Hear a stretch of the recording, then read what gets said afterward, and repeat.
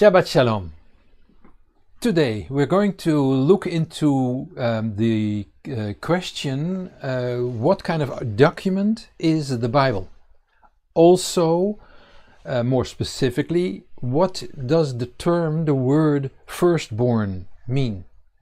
Which is used in texts, in biblical texts. And also, more specifically, the text of today talks about a special year. After 6 years, there's a 7th year. And after 49 years period, there is a 50th year. What does that mean? Not the technical side, because that's written in the Bible, but what does it mean to have those institutions? Let's begin with reading the text in the three main texts. We have the Torah text, we have the Haftarah text, the prophets, and then we have a text from the Berit Chadashah in Hebrew, the New Testament, as a third one. First, the Torah text, the text from the first 5 books by Moses. Leviticus chapter 27, verse 30 through 34. Are you ready? There we go. All the tithe of the land, whether of the seed of the land or the fruit of the trees, is of Adonai. It's holy to Adonai. If a man redeems anything of his tithe, he shall add a 5th to it. All the tithe of the herds or the flocks, whatever passes under the rod, the 10th shall be holy to Adonai. He shall not search whether it is good or bad, neither shall he change it. And if he changes it at all, then both it and that for which it is changed shall be holy. It shall not be redeemed. These are the commandments which Adonai commanded Moses for the children of Israel on Mount Sinai. So this is the technical part of it, but we're going to talk practical and everyday language now. Israel has learned to have patience in periods of misery. That is important to know, because you need to realize the context of the Bible. In the text of today, you read about the 7th year, called the Shabbat year or the Shemitah, and the year of Jubilee, or in Hebrew the Yovel, the 50th year. With a Shabbat year, a Shemitah, there are beautiful things and there is solutions to certain problems. And after the 49th year, in the 50th year, there is the Jubilee. There's even more beautiful things. But that's not all. I'm asking you to focus your intention not on the solution in the 7th year and in the 50th year, but focus your attention on the length of time that people have to wait in order to get there. You see what I'm saying? It's the waiting that the Bible is teaching in the meantime. It's not even written there, but that's included in the text.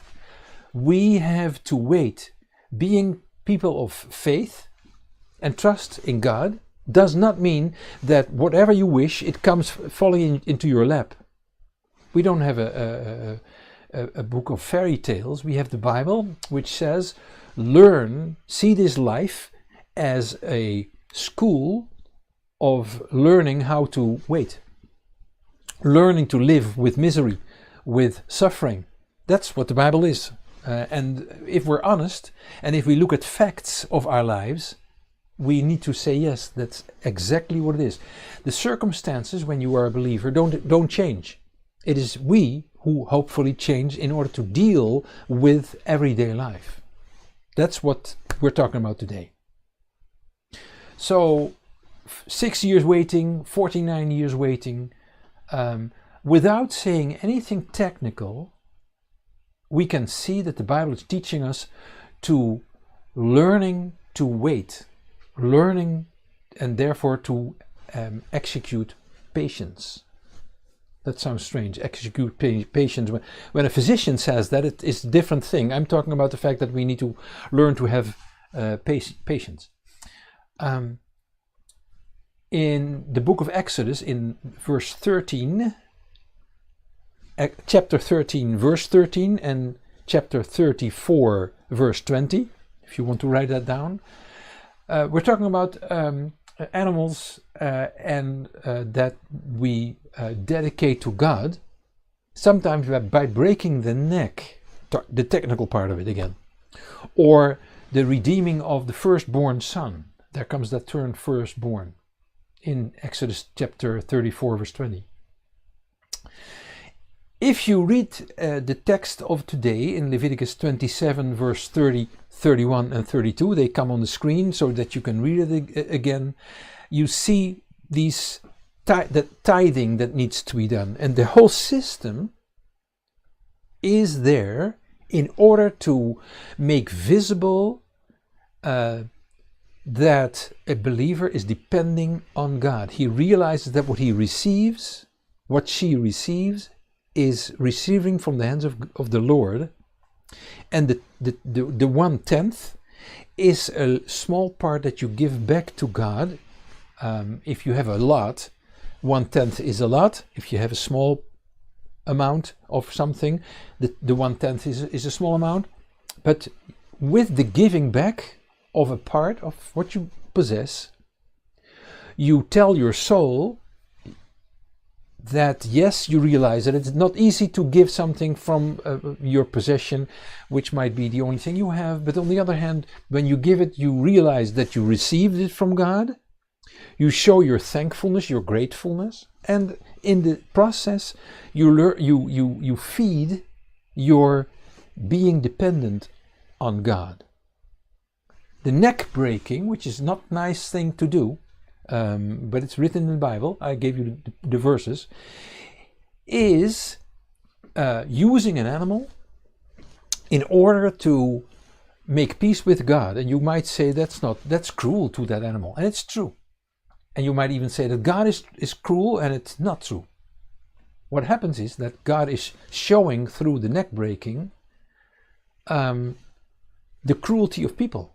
We are confronted with our own cruelty in the animal sacrifices. Different religious systems have their sacrifices, and it might mean different things in the different religious systems. But I believe that it's always a way of showing your God the fact that you owe him something, and you realize also that he has given you things, which is good. I'm not making any proclamation which system is better or that they're all the same. They're not. I realize that, but I'm just saying that this is one part that is common because it is really old, already in the beginning pages of the Bible. It talks about sacrificing an animal. So it's an old thing, and people realize this is one way of not only giving thanks, not only realizing that what God has given to you, you give a certain part of it back to him, but also the dying of the animal is staring in the face of your own death because of the gap and the difference and the distance between you and God that exists. So neck breaking is an image of sacrifice and of dying, also of Messiah who is suffering and dying, who is called the first fruit. I'll show you that in a second. And the redeeming is the image which is done, which is talked about in this text in Leviticus 27, is an image of coming out of death and being redeemed, being free, being liberated from death into new life, being a firstborn. I will also explain what a firstborn means in a second. And then there is this 50th year that is also mentioned. It's an image, the whole year is an image of coming Messiah. It's talking about liberation, it's talking about making free by paying back because people were bound.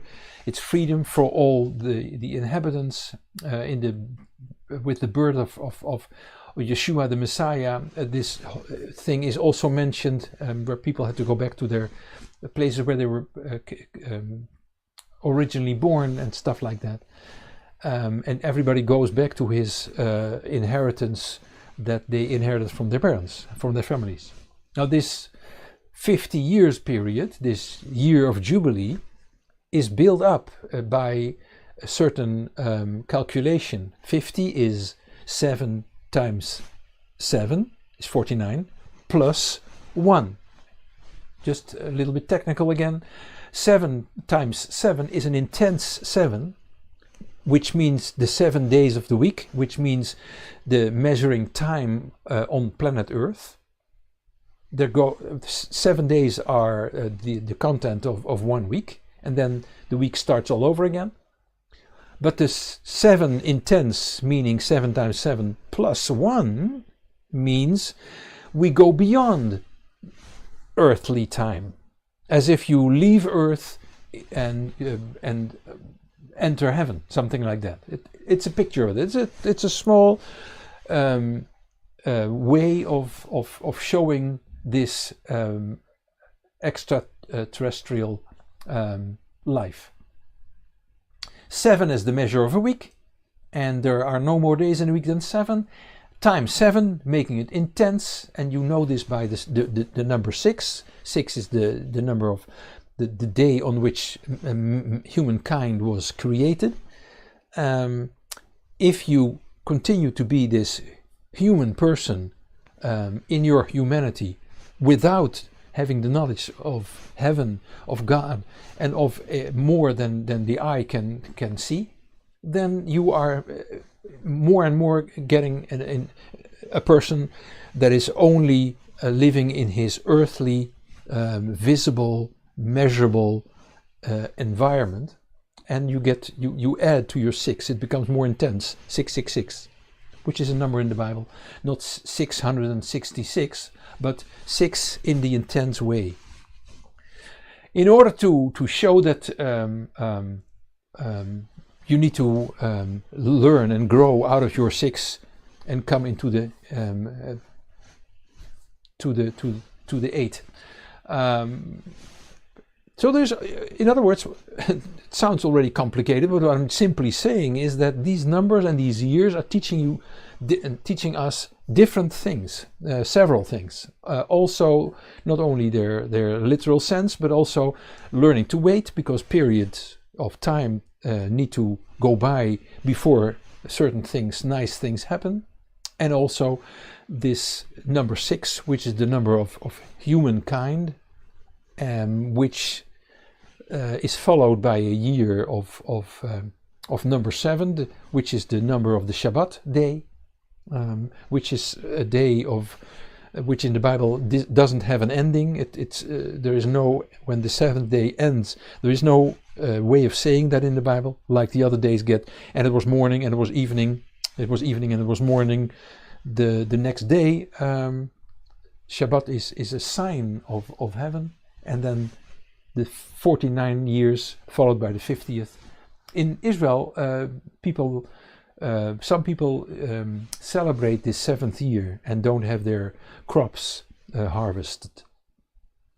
The 50th year can only be counted again when there is a Sanhedrin that will determine when that will take place. So we have to wait for that also. So there we see these things. We see the 50 in several ways applied, counting the days between Passover and the Feast of Weeks, which is mentioned in the Bible, is a period of 50 days. Pentecost is the feast, which is a way of saying 50. The feast of 50. It's a Greek word in origin, and the counting between those two feasts is the counting of 50, mentioned and ordered in the Bible in Leviticus chapter 23. Also, it is so that on the 50th day, the Lord was manifesting himself on Mount Sinai in order to talk with Moses and give the 2 stone tablets. leaving Egypt, Israel was confronted also with this amount of 50, this digit 50. You can see that in the names of the cities. Israel was in the last Egyptian city, which has the name of Ramses. If you read it in the Bible, you see that name mentioned. The last city before they left the city of the country of Egypt and entered the desert. Then Israel goes to the first city in the desert, and the name of that first city is called Sukkot, which is the name of the second big feast coming up soon. And after having been at this city, Israel continues to travel, goes to Mount Sinai, and there on the 50th day, plus or take, give or take, plus or minus, the Torah is given. Now, the numerical value of the name Ramses, if you count the Hebrew letters, is 430, 430. And the numerical value of the city of Sukkot, mentioned in Exodus also, is numerical value of 480. And if you see the difference between those numbers, 430 and 480, it is the digit 50. Coincidence? I don't believe that. So the distance between those two cities is more than only 50. It is an expression of deliverance that Israel was experiencing. So the 50th year, the Yovel year in Hebrew, Yovel, the year of Jubilee, is a year of deliverance also. It's the work of Messiah. If you allow yourself to be freed, because you can leave your own Egypt, your personal Egypt, question always is, will Egypt also leave you? You need to allow that to happen and not hold on to it. Are you walking with the crowd that is leaving Egypt? Do you allow the Lord to be in your soul to deliver and to free you and to heal you of unbelief, of disobedience, of bitterness or lack of trust? All these things are necessary to be freed from. So back to the image of firstborn, meaning literally the firstborn. But spiritually, totally different. Spiritually, it could be Jacob, who was born after Esau. He was not the firstborn physically, but spiritually he was the firstborn. And there are more examples where the firstborn is not worthy to be the firstborn. Reuben, one of the sons of Jacob, is firstborn, but he isn't worthy of the title, and so he's skipped in inheritance later on. So what is a firstborn in the Bible? Spiritually, it's the person who is born from above, born from heaven, again, born again, and has a one-on-one relationship with your Heavenly Father. How? The how question is answered in a text, an interesting text, written by the prophet Hosea, chapter 2, verse 23. And I advise you to read chapter 2 of Hosea. When you read it, you will see the history of Israel. Don't laugh about Israel and about their disobedience. Recognize yourself in the text. Different circumstances, but the same principles apply. And then see what happens in chapter 2, verse 23, the last verse of chapter 2 of Hosea. I'm going to read it to you now. It says, I will sow Israel for me in the land, and I will have mercy on her who had not obtained mercy. And I will tell those who were not my people, you are my people, and they will say, my God. Now you will say, what does this have to do with being firstborn? Well, if you read it like this in this English text, you will not see it easy. But the word mercy here, I will have mercy on her who had not obtained mercy, is in the Hebrew, in this text, if you are able to look that up, it says lo ruchama. Lo means no or not, and ruchama, that word means mercy, but also womb. The womb of a mother who is enveloping her child. The picture here, the image that God is painting through the words of Hosea, is that God says, I will, after all that I'm describing in chapter 2 of Hosea, which is not so nice, I will sow her back into her own land, Israel, and I will have mercy on Israel, but not on Israel only, also to this non-people. Oh, that will come in a moment. I will have mercy on her who had not obtained mercy. Anybody who has not felt the mercy, but then the word ruchama, which is the Hebrew word for not only mercy, but also of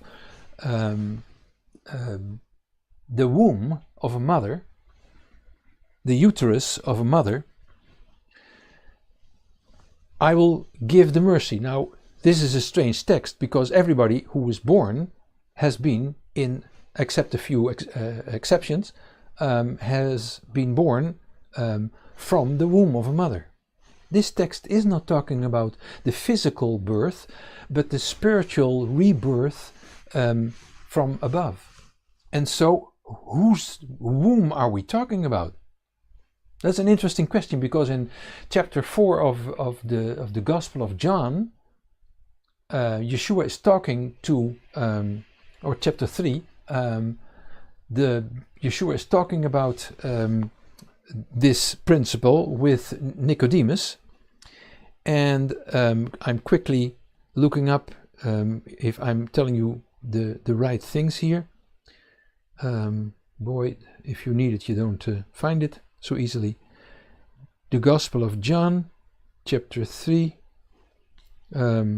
Yes, so it's chapter 3 of John in the Gospel of John, where this discussion takes place, and Nicodemus is asking Yeshua, but Yeshua, are you telling me that I should go back to the womb of my mother? Which is a joke question, because they both know that that is not possible. But in the text you see that Nicodemus is close to what Yeshua is talking about. You need to be born again, Nicodemus. In other words, you need to experience this text in Hosea, chapter 2, verse 23, where God invites everybody who has not felt this love of God, this covering love of God, to do that. That is what being born again means. It's not something technical, it's not speaking in tongues or whatever people invent. It is feeling God's love and God's mercy. And God is not only extending that to Israel, but also to the people who are not his people. In the Hebrew it says lo ami. Lo is again not or no, and am is people, and ami is my people. So the not his people, meaning the people who have not been born as a Jew, will also be able to receive this same practice. Very interesting. Go into the racham, into the uterus, into the womb of God in this place. It says, you will say, no, that is strange. Surely it's strange, but this is God's words, so don't tell me, talk to God about the choice of words. But being born again means that you become firstborn. The person who has the honor of being in a one-to-one relationship instead of being inherited from someone else on earth. It's a heavenly moment, this born again moment. It's a heavenly moment of comfort and healing with a long aftermath in a very positive sense, in a very, very positive way. What are we talking about? There are certain characteristics that belong to this. And we're talking about the fact, first of all, that you will be able to hear God's voice. In Exodus chapter 21, you read about a servant who is able to, if he says, I want to serve my master, it's a very interesting text which has a symbolic higher spiritual meaning, and you'll find that this servant says his master will bring him to God, and then he will pierce his ear, spiritual ear, by which he is able to hear God's voice.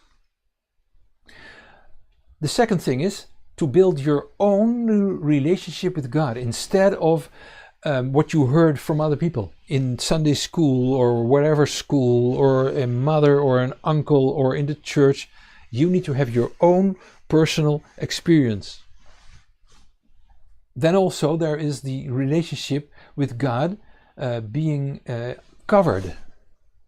Also the fact that you have a love relationship where you feel His love and give your love and attention to God. There needs to be servanthood. You are His servant. You have an open eye and an open ear for what is going on, not only in the heavenlies and in the Bible. Go to a monastery if you limit yourself to that. But if you don't go to a monastery, have an ear and eye of what is taking place in your environment, in your society. And also an openness for what science can give as answers to problems in your country, like the pandemic of Corona. I would like to connect that with this, not to say something medical, not at all, but to say that that also belongs to this book, which is called the Bible, which is a book that is given to us specifically for problems also. Firstborn is a calling. It's a title that you need to be given your value, because you need to be worth it. Look at Jacob and Esau. Look at Reuben. I talked about it. It's a very interesting title. Yeshua himself, Messiah, received this same honor, and you find that in Psalm 89 verse 27, which I love to read to you. It's also on the screen.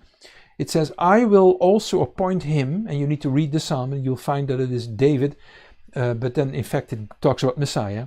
I will also appoint him as my firstborn, the highest of the kings of the earth. Now we might not all become kings of the earth, but Messiah will. And what about us? Well, we are also talked about in this same Psalm 89, 2 verses further on, verse 29. Read with me. It's on the screen also. I will also make his seed, that's us, endure forever, which is eternal life, and his throne as the days of heaven. So there is the connection between us and the king on his throne. So the Bible is given to Israel originally, not only to Israel. There was a crowd that went with Israel, left Egypt, but it's given to Israel. Now see the circumstances, because I want you to give this attention and to read the Bible from now on with this in mind. Given to Israel, a Jewish nation, people group, just escaped a world power called Egypt at the time, which was crushing, in the process of crushing Israel, doing a genocide attempt toward Israel. The Torah is given as soon as we were able to leave this horrible land at the time.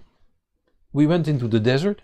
50 days into the desert, Torah was given to Israel in order to survive. In what kind of circumstance? In a nice way. We were called to the United Nations building in Manhattan, New York? No. In the desert, Torah was given to us in order to survive. Not only the horrible circumstances of the desert, but also in deadly attacks, personally, and also focused on Israel as people. Then and still now. Now, believe me when I say that Israel would not have survived, would not have been able to survive all this as people, if we just only followed the commandment to, for instance, have a nice service on Shabbat, and then after the service we go to the rabbi and we say, "Thank you, Rabbi, it was a nice service. Thank you for your sermon, and it was so helpful and everything." This is when it's peace, and we forget that there are other circumstances where this is not possible. And the Bible is given with focus on all those circumstances. Very practical book that is an answer to everything, every misery that is taking place on earth, globally, but also individually and personally. For instance, think of the Maccabee War, where Jews kept Shabbat, and the Greek soldiers, the Syrian soldiers, came to Israel, killed Israel, and they were laughing because on Shabbat they had free hand to do this, because the Jews couldn't do anything because they had to go to their services. Like with Corona now, where people are saying, we need to have our services. You cannot stop our services. We need to go on. But when we're wise and clever and shrewd, we say, no. The Bible is a book that was given to survive. And so, yes, in normal, nice circumstances, we can go to our services. But in times of misery, we don't go to our services, we fight. At the moment that the Jews in the Maccabee War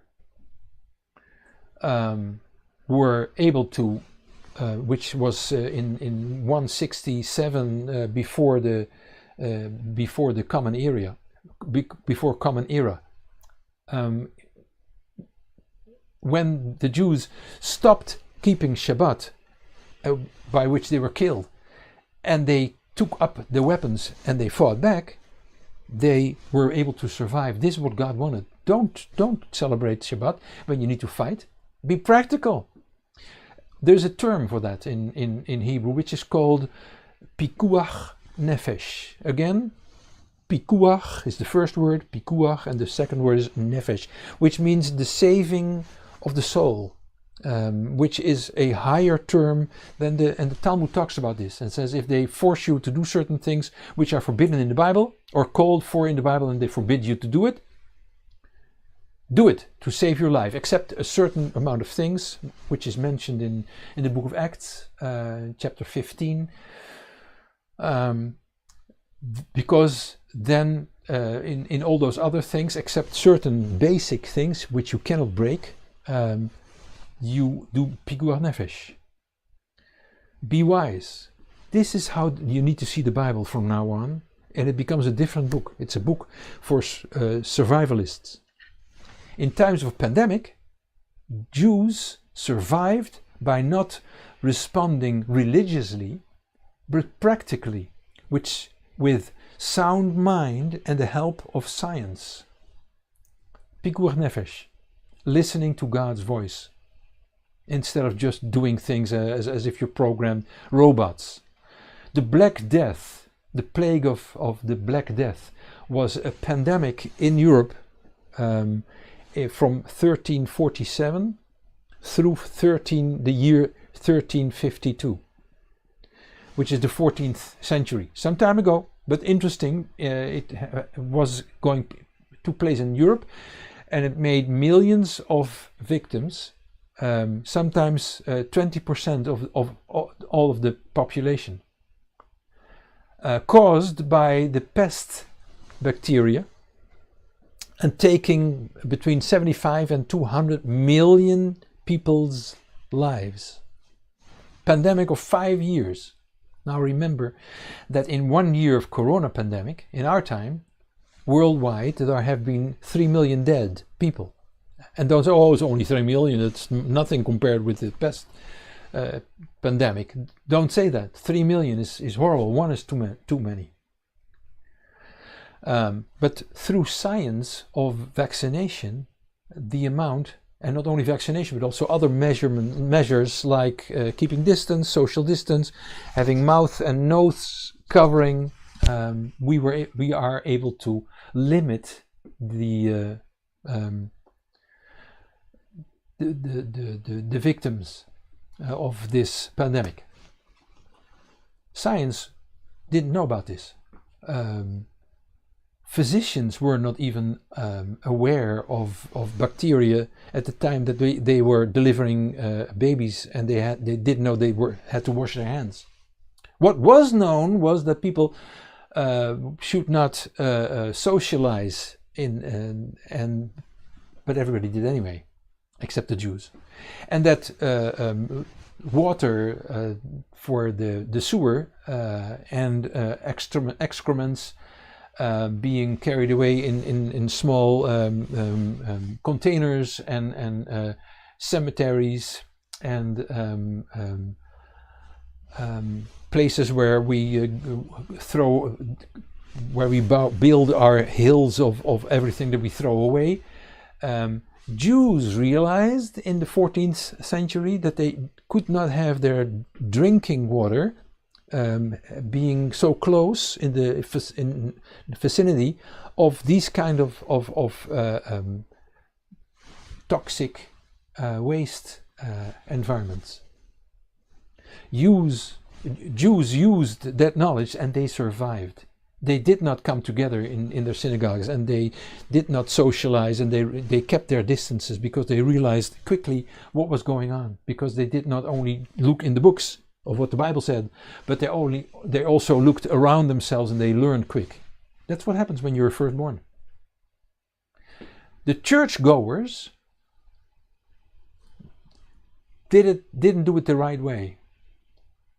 Even forced by the governments, they had to go to their churches and commit and ask forgiveness for their sins or something like that.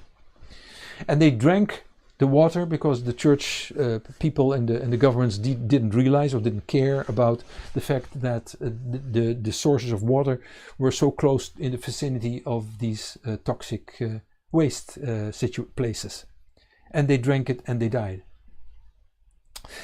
Jews in general, there are also Jews that are impractical and are just with their noses in the books only. But Jews in general were and are practical and listen to the realistic, honest scientists, and that is because that's because we have a listening ear to heaven and eyes open to the greater reality around us, with our commandments and things we are forbidden to do, and all the traditions and stuff. And everybody who has this open ear and not only their biblical knowledge is a wise person. Look at Israel in our time right now with the pandemic. The first country in the world that got control over the pandemic is Israel. How? By vaccination.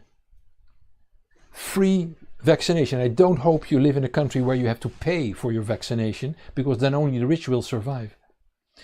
Wouldn't be honest if your government would spend money on government new buildings and a palace for the president, and no money and no for hospitals and vaccination. Wouldn't be horrible, because it would be some kind of murder that would take place. So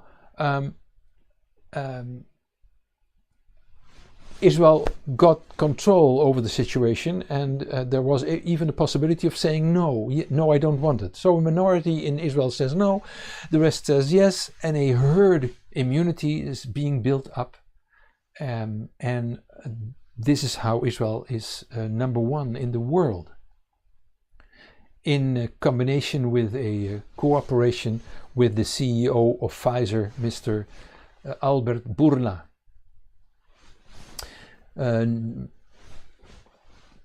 Prime Minister Netanyahu called this CEO, and together they worked this out in a beautiful way. So Israel got it under control by also by clever Messianic congregations, Messianic Jewish congregations like Netivya in Jerusalem. My son-in-law and daughter are leading the congregation, and we know that they decided not to have services in the building. You don't do that. Now, a lot of conservative Orthodox Haredim are continuing their mass spreading services and functions, but it's not clever. It's not clever. This Messianic congregation is clever, and they know that in our Bibles there is a mentioning of times of waiting that is built into our earthly lives. And the year of the Shabbat and the year of Jubilee are factors that teach us of this periods of waiting. Now, this Nativia congregation, Messianic congregation in Jerusalem, has the luxury to have a vast, flat roof. And on the roof, in open air, they have their services. And so we in Amsterdam don't have this luxury, and we have to wait. We're not going to go to parks or something outside because we're a Jewish congregation, and it's a risk to have open air gatherings with anti-Semitism in Europe. Forget it. Don't do that. So we're talking about the reality of Europe where this takes place.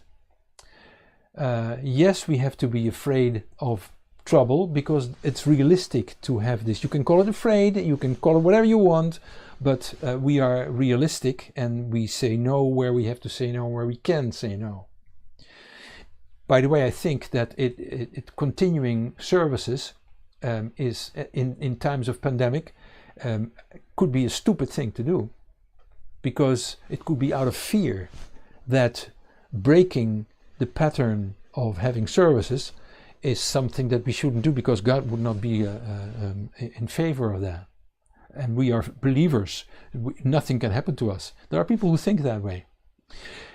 During the time of the pest pandemic in the 14th century, the churches were filled up with people. So were the cemeteries. Children were losing their parents. Is that clever? We have a newspaper that tells us some time back that 9 of the 10 corona centers in our country were to be found in Christian villages. You don't want that. You should not choose for that. Becoming sick and then do as if there's nothing going on. Firstborn people are people who are real, who want to see reality. That's what that is. Services in the open air? No, because there's an even older pandemic in the world than corona or pest, which is called anti-Semitism.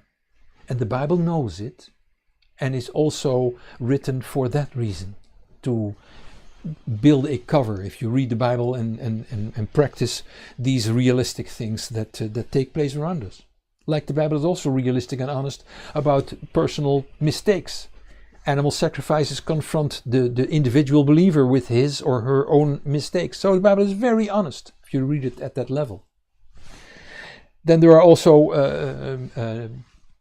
conspiracy theories about Jews being the blame, being the cause of corona pandemic. This was also taking place in the 14th century, 500 or 600 years ago. Because the Jews were clever, they didn't get sick, and so the Jews, they are poisoning our waters and stuff like that. Churches had the same thing.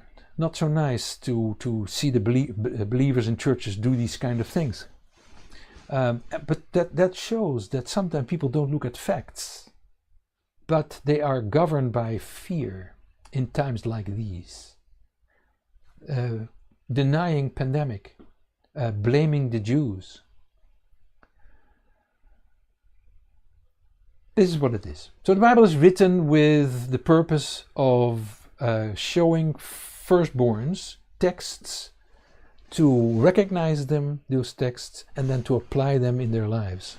Written to have firstborns answer their calling in a positive way. Written to open and keep open ears and eyes for heaven, as if you can see the unseen, and also what's going on earth.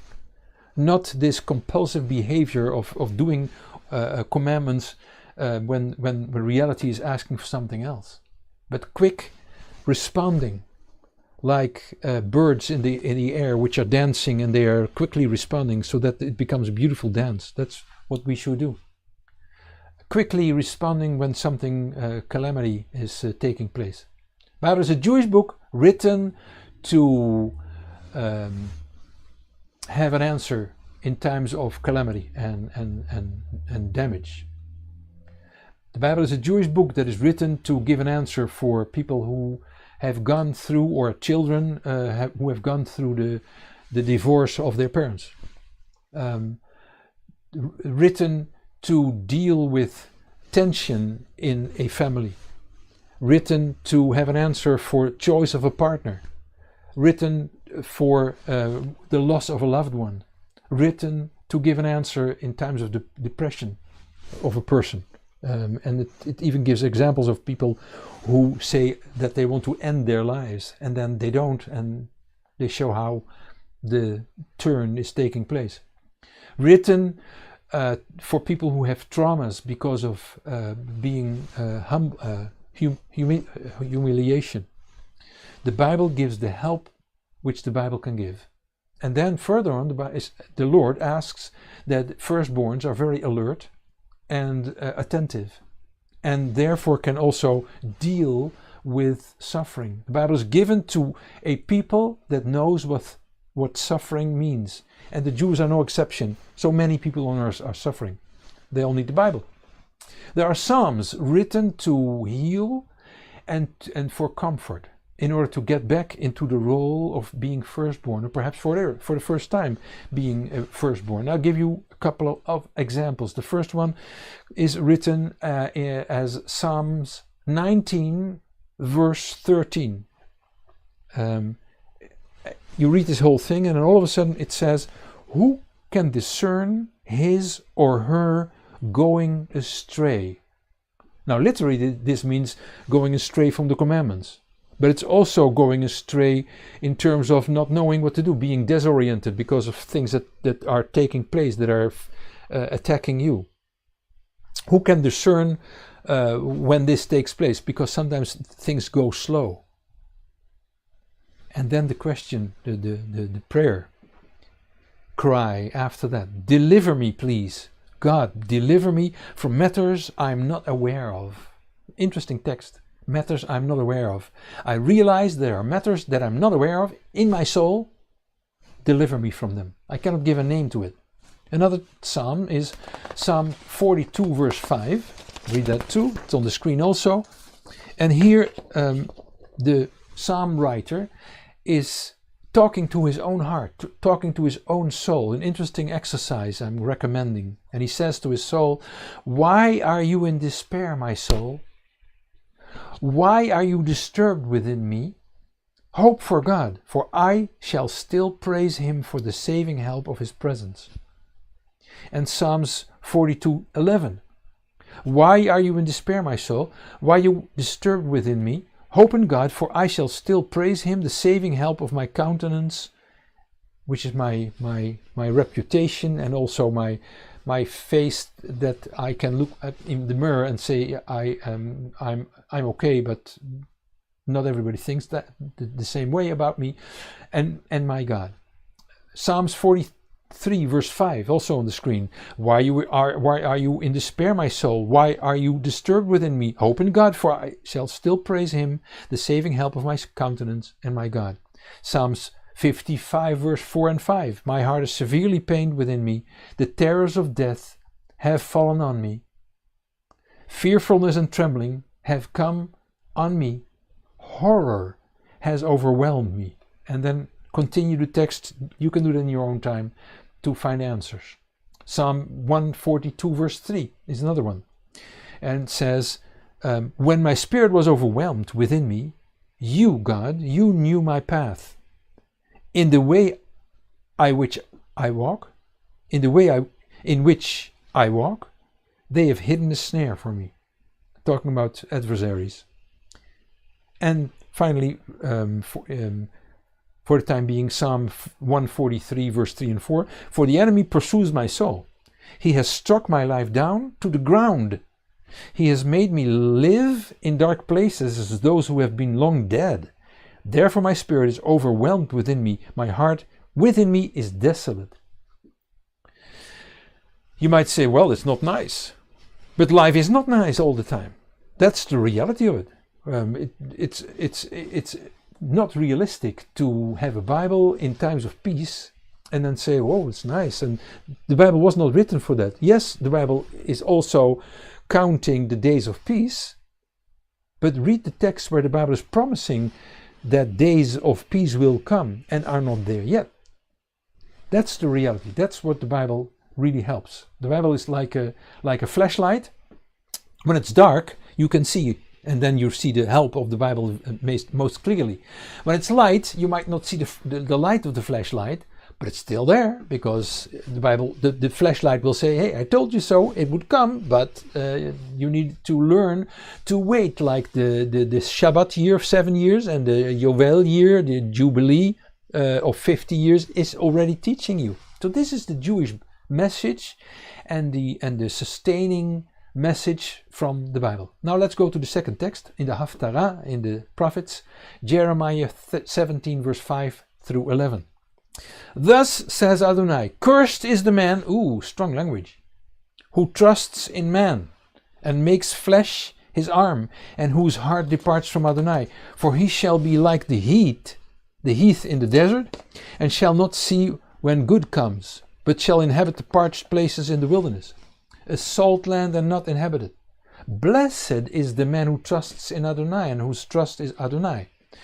For he shall be as a tree planted by the waters, who spreads out its roots by the river, and shall not fear when heat comes. But its leaf shall be green, and shall not be careful in the year of drought, neither shall cease from yielding fruit.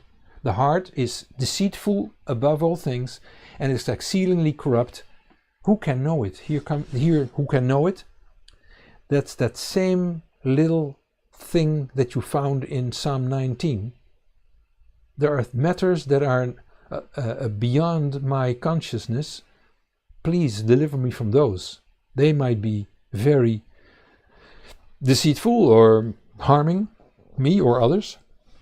There might be things in my soul that I inherit because I live in a culture where I learn that it's an old problem that men are the boss in the house, and when they are married, the man is the boss, and the woman. This is a long-standing tradition in Holland, where the man is the boss because he reads in the Bible that the man is the head of the household, and he thinks that means boss. I like that, but it doesn't mean that. It's the contrary in the Bible. It's the opposite, where Yeshua says, in the world, leadership means you're on the top.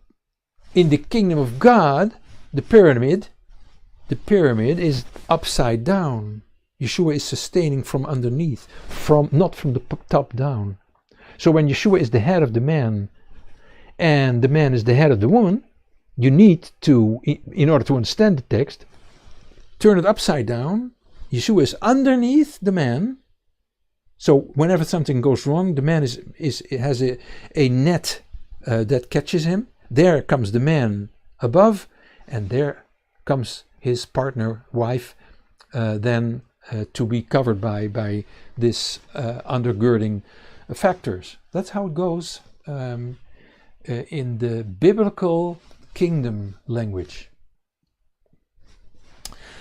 Now, when you read this text, I'm saying this because there might be things in our heart that we are not aware of, factors that really are governing our actions and choices, and we're not even aware of it. We need to become aware of it, and we need to realize with this long-standing tradition in our country of Holland, for instance, we need to learn that. We need to see that the Bible is not saying that at all. That men are the boss in the house, and this, on the contrary, the woman is created in the Bible, in the book of Genesis, as a person given to her partner, her male partner, as the Hebrew word of it is ezer kenegdo, translated sometimes as the help that really fits him. That's so wrong to say that, to translate it like that. What it really means, but the translators like their translation very much because it fitted their unconscious drives. What it really means is something else. What it means is that the woman is functionally equal to the man. Ezer kenegdo, a help. Ezer, look it up. Make a Bible study of the word ezer, help. And you find that it is a word that is connected to God. He is the ezer. He is the help. Which is a very honorful title for a woman, to have that in the connection with her partner. Anyway, enough about this. Don't say with this, we should not have our trust in people, so we don't need the vaccination. That's not what this text is saying. This text is saying you don't go to your doctor for your inner peace, like these soul psalms, and you don't go to the Lord for your vaccination. You go to God for your inner peace, and to your physician for your vaccination. And that's what this text is saying. Not more, not less. So the Bible makes a discretion between finding peace by God in the great distress, and earthly means to cure illness. I wanted to say that. So today we're talking about deliverance. We're talking about trusting, talking about learning to wait. We're talking about learning to live with damage, with suffering. That's what it is. Anytime you hear a preacher say, we don't need suffering, the Bible is for not only for survival, it's for victory. We can have victory and we don't need any suffering and there's no illness. They have a quick result. They have many followers. I don't want that at all. That's not the following constituency I'm looking for. It's not truthful. It's lies. The Bible is saying, listen guys, life sucks at times. I'm saying this in a very popular way of saying, or earthly way of saying, but that's what it is. The practical reality of life is that life sucks if not God is in the picture, if God is not in the picture. And even when God is in the picture, life can still suck. And so we need to find a way to lead our lives in a way that God is able to grab our hand and we hold on to God's hand while life is sucking. That's what reality is. I'm saying it this way because I think this will hit some target. And Jeremiah has a good advice to reach these goals, and says it in a way that you can expect from a courageous guy who is under God's command. And he says in verse 5, it's on the screen again, it says, thus says the Lord, cursed is the man. See, Jeremiah is also using this powerful language. Cursed is the man. It's not nice. Cursed is the man. But that's what he says. Who trusts in man and makes flesh his arm, and whose heart departs from Adonai. This text is not saying only trust God and no person on earth anymore. It's only saying for your deepest trust and for your deepest embrace and being born again, you go to God. That's what Jeremiah is talking about. So Jeremiah talks about and is proclaiming, look at verse 7 and 8, what he's proclaiming. He says, blessed is the man and woman who trusts in Adonai and whose trust Adonai is. And with that trust, you go about your business on earth and do everything with a smile on your face because you know that God is with you, even when you face misery and suffering. He shall be as a tree planted by the waters, and so forth and so forth. So the person who trusts the wrong people don't even see the good stuff that is coming to you because you are embittered. And the person who trusts the Lord will not feel when the heat comes. It's interesting to see this in verse 7 and 8 when you read it. The person who bets on the wrong people can also miss the good things in life.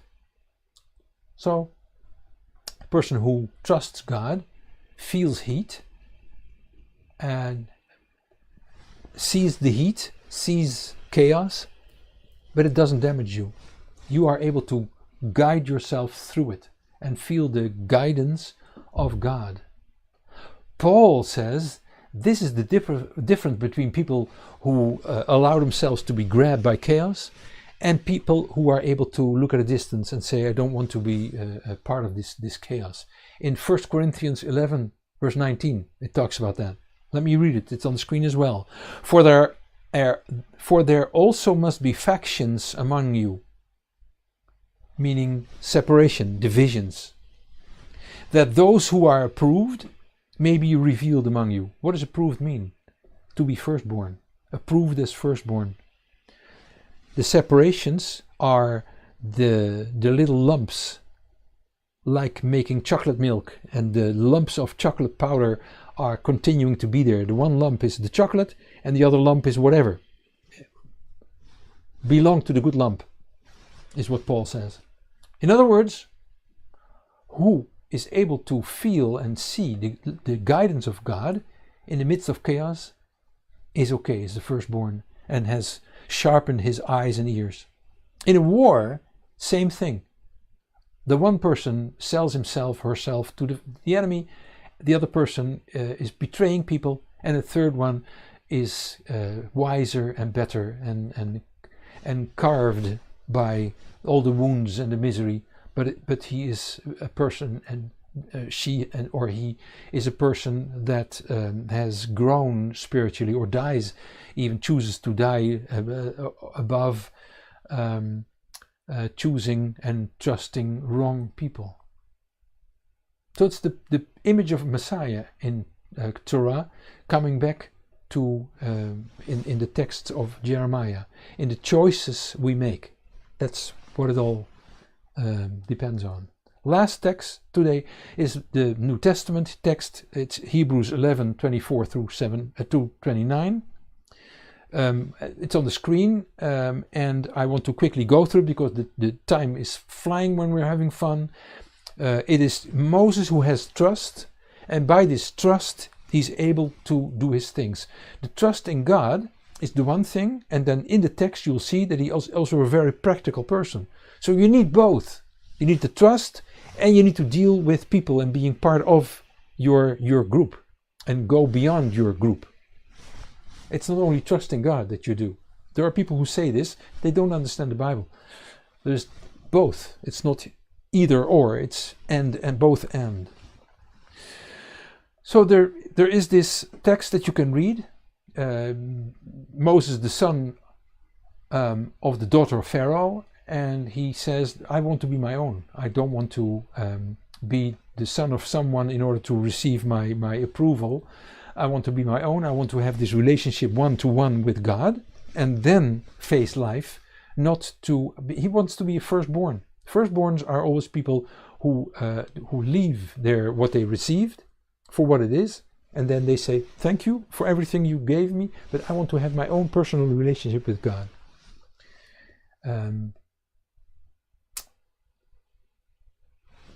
Realize that when you choose for this Jewish Bible and the God of Israel, you realize you need to choose for this belief, this practical faith that also includes suffering and recognizing being vulnerable.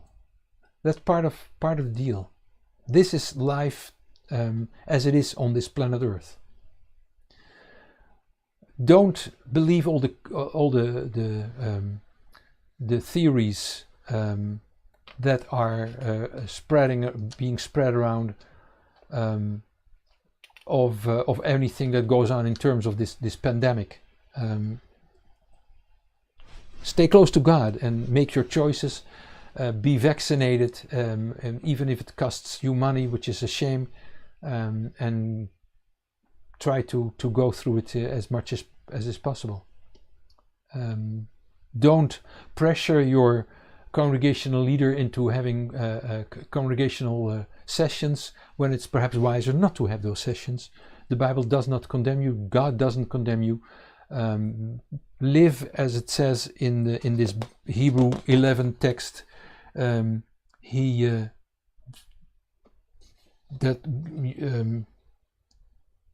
Moses was living as if he saw the invisible, as if he is visible, and that's very important to do that as well. So in the end, we come to the final conclusion, and that is we need to be a firstborn. That means that we hear God's voice. That means that we are open for everything that is around us, that's taking place around us. Being depending on God, He's our rock. With Him as rock, we go to we go and make our decisions, and we are not in this situation of which Yeshua is talking about in a parable about the son, the two sons of a father. One goes away, the prodigal son, and then the other son who is so obedient but is very stupid and very makes wrong decisions. But it looks like he's okay because he stays with his father and he's obedient. Look at his final defense when he doesn't like it, when his father gives all this love and grace and attention to the son that was had walked away and came back. The son that walked away wasn't good either, but there was a time that there was a turnaround and he started to listen to the voice of the Lord, and then he came back. That turning point we all need to reach. The guy who stayed at home never reached that point. You can see that in the response he gives in the Gospel of Luke, chapter 15, verse 29, which says, "Look," this is the obedient son. "Look, these many years I've served you, Father, and I never disobeyed a commandment of yours. But," and then comes his blaming and his reproach and stuff like that. He never learned that the relationship between him and his father should be more than a serving. Serving is one of the aspects of a relationship, but there should be love, there should be an exchange of love, there should be the reception of God's embrace. Nothing like that. There should be also the caring for the person who begins to understand the voice of the Lord and begins to hear this voice. No opening in his agenda for that. Concluding, last words of this study is, we need to become a firstborn, which means have a moment, and I would ask you to practice this text in Hosea chapter 2 verse 23. Practice this moment where God says, I want to embrace you and I want to reach your soul and heal you from all the tension and all the misery and all the humiliation that is still lodging there and still housing there, taking place and taking room and space and attention. I want to take care of that, says God. And then you can ask Him in the process of healing that you begin to hear what He says and begin to see Him even when He's invisible, that you have an eye for the reality around you, and that you have His hand when you take all the steps in life that are still to be taken. And with that, I say, have a good week, be strong, stay healthy, take your vaccination, if at all possible. Shabbat Shalom.